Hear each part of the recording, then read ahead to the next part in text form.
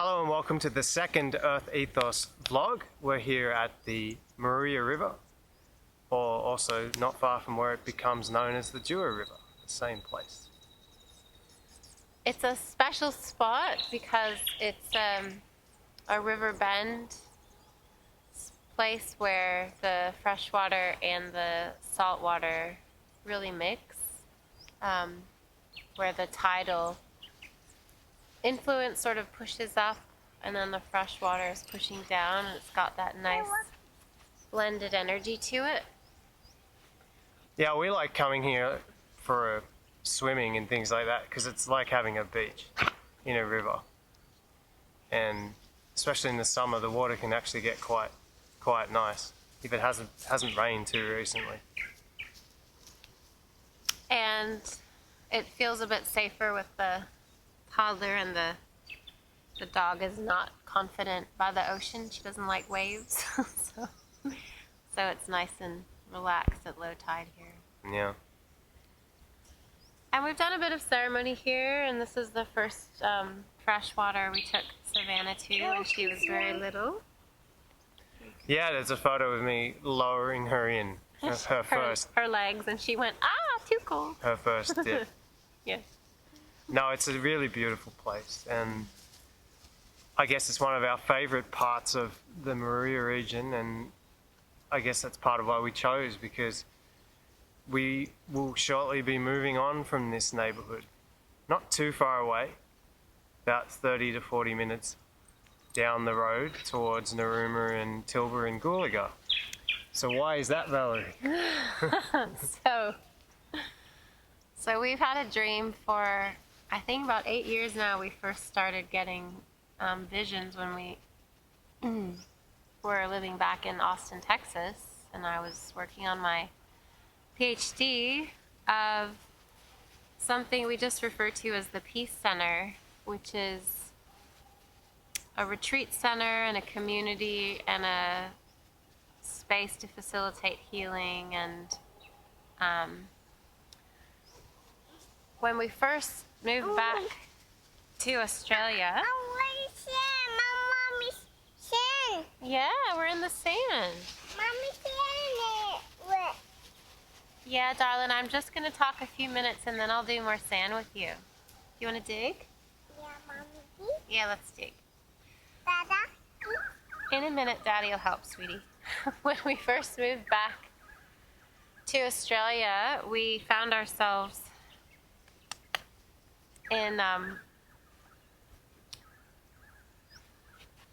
some woofing down near Narooma. Oh, you're in the hole. And that's when we first went to the Ringland land, where we did the first vlog. And we were introduced to the sacred mountain here called Gulaga.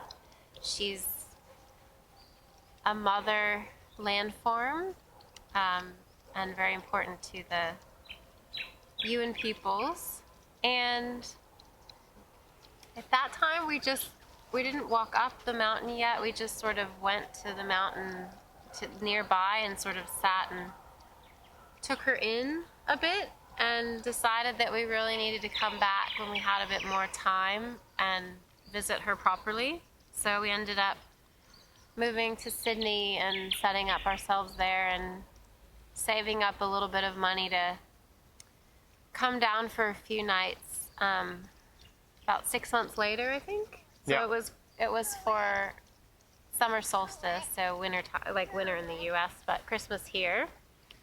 And we walked up Gulaga originally on Christmas Day, and on the way up I got the really strong insight, we walked up in silence, that I needed to leave my diamond engagement ring up there.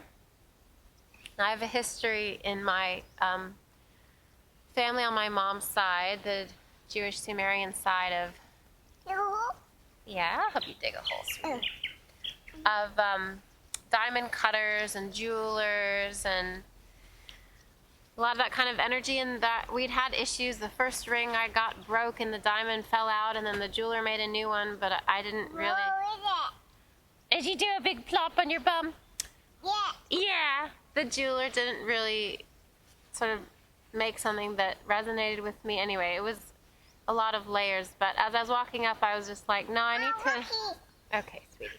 I need to leave that as an offering at the mountain, and I was hoping that Lucas wouldn't be upset about it.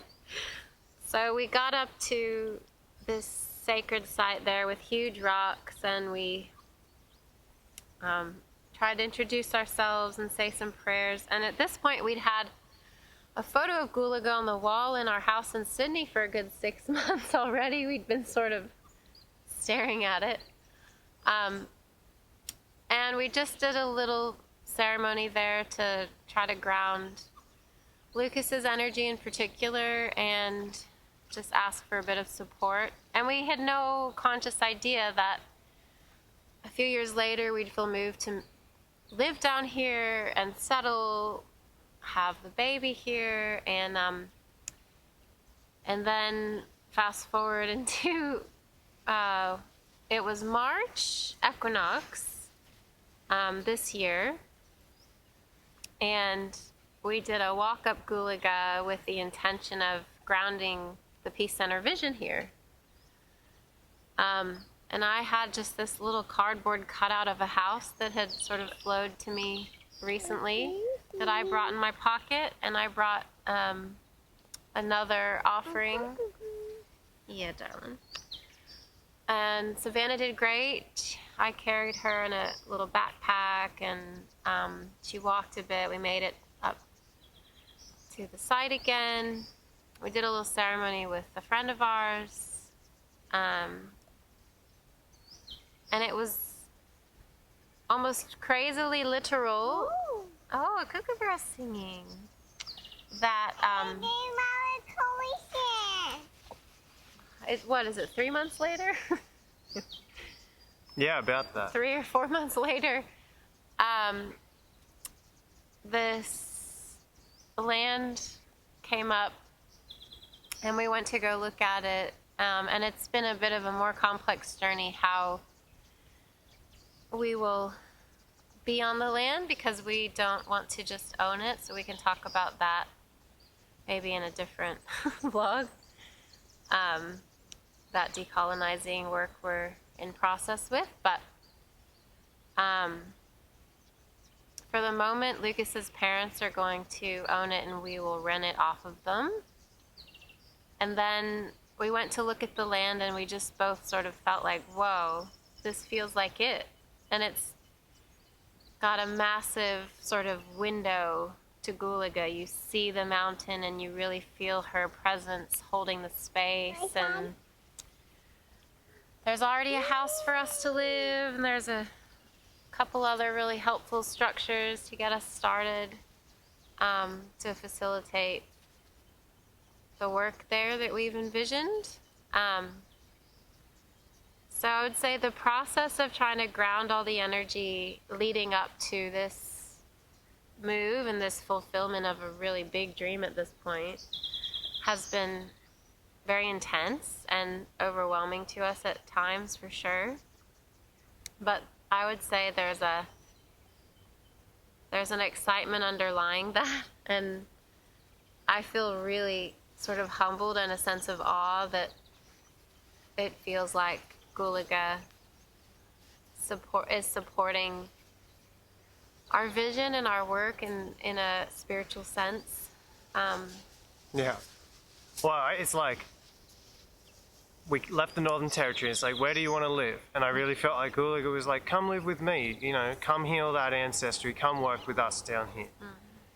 And then it was like, yeah, but we'll do the Peace Center, you know, maybe 5-10 years down the track once we've established ourselves, have a lot of relationships, and I've had some time to sort of get my footing back in the workforce, which was something that was important to me.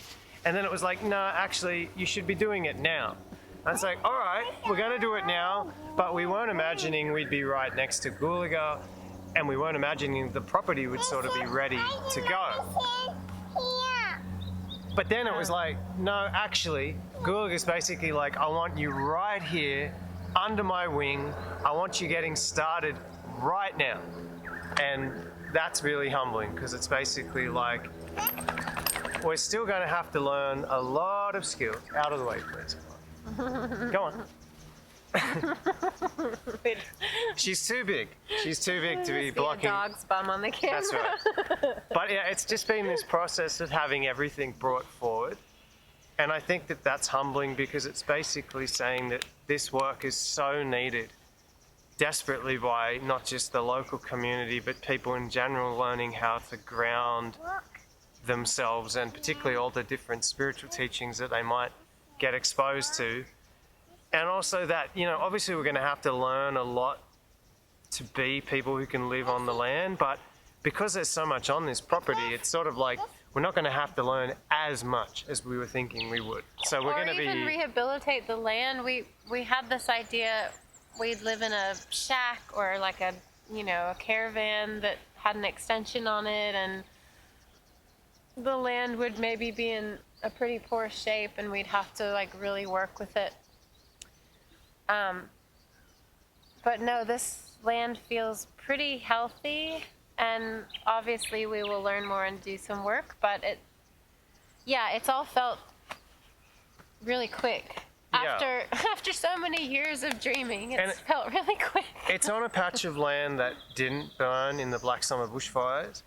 And what's really cool is that even people who are not Indigenous people, who you would think have quite a strong, who are very much like a colonial mindset in every other way in their life, really do genuinely believe that the mountain protected the town of Central Tilburg and the surrounding areas from the fires.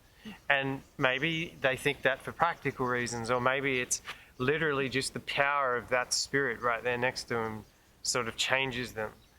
But I think that's a big part of what we're trying to do, because the last thing we'd ever want to see, which is already kind of taking place, is that is becomes sought after real estate right near the mountain, and therefore it's expensive, and therefore only people with a lot of money can afford to live there. And then if they're going to have things like retreats or accommodation, it would be really expensive and that kind of thing. And that's not going to be our mindset at all. It's going to be anybody that we're in relationship with that needs that space for healing. We'll find a way to make it. It just has to be reciprocity. That's right. That's all. And Lucas has visions of a beautiful permaculture garden, and there's a lot that we don't know that we'd love to do.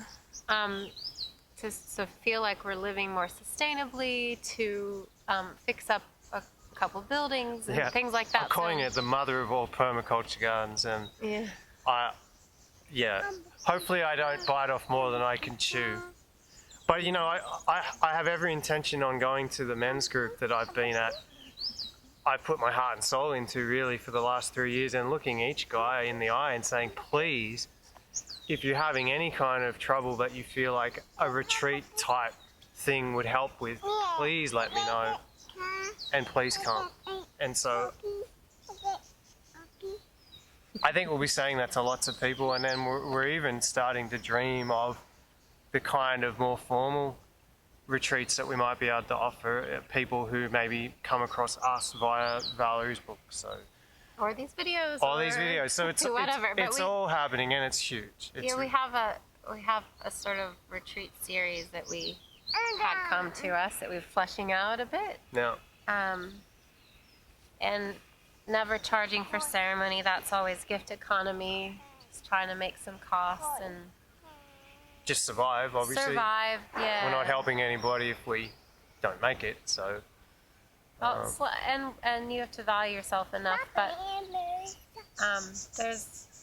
if you've got a big mortgage, then you sort of have to charge quite a bit for some of these retreats, and we're in a fortunate position where that won't be our situation. Yeah. And we have to pay that forward, but we also have to ground what is, by my way of being in the world, a whole system and society and culture that allows too much individualism and a lack of communal thinking in regards to resources. So there's a lot to do there, and a lot to learn about land stewarding, having been intentional renters for the last 2 decades of our lives. and I kind of want to use this as a bit of an opportunity for some, I don't know if confessional is the right word, but I feel like a lot of people, it's so easy when you're watching people through a screen or reading their books, when you're suffering, to feel like those people must have it all together. And especially if, you know, they sit down in front of a camera and they talk about the things that they have together, or even if they talk about hard times, it all seems really abstract. So I think it's just important to say that this land coming to us and all the relational challenges that we've been through have brought up a lot of stuff. And some of that stuff's ugly, like everybody's stuff. And so the journey that you'll see us on, if you connect with us through these videos or the book, or you come to the land, is as much about standing shoulder to shoulder with us on the journey, not us somehow having a recipe or all the answers and being like, yes, we'd love to bequeath this knowledge that we have on you. It's more of a process of which we do have some insight, but we're also learning as we go. So I wanted to make sure that I put that out there publicly. Yeah, it's me feeling quite Humble? Yeah, very humble and daunted, but it, you know, once some of the stress of the move and everything takes shape, hopefully a little bit more excited. And every time I visited the property, I felt more excited. So it's well overdue for another visit down there. Yes, so this is a bit of a farewell to Moruya moment for us down at the river. Yeah, I think we'll make another video where we actually do that as an intention, document our favourite spots and not just sit and yak, but yeah. Oh, well, we'll keep doing them on the dialogues. We'll keep talking about places around here. So Yeah. And we're still come up here, but I mean, from door to door, it's 50 minutes to the new house from where we live now, so it's not an everyday drive for us, but yeah, things are changing. So thanks everybody for checking in with us if you made it through to the end of this video. And I look forward to updating you on everything, and please do check out our dialogues. We also have some older dialogues from a couple of years ago. That's some blogs on the website as well. That's right. An opportunity to really just see where our thinking's at and how and where it's evolving to. So thank you. Bye.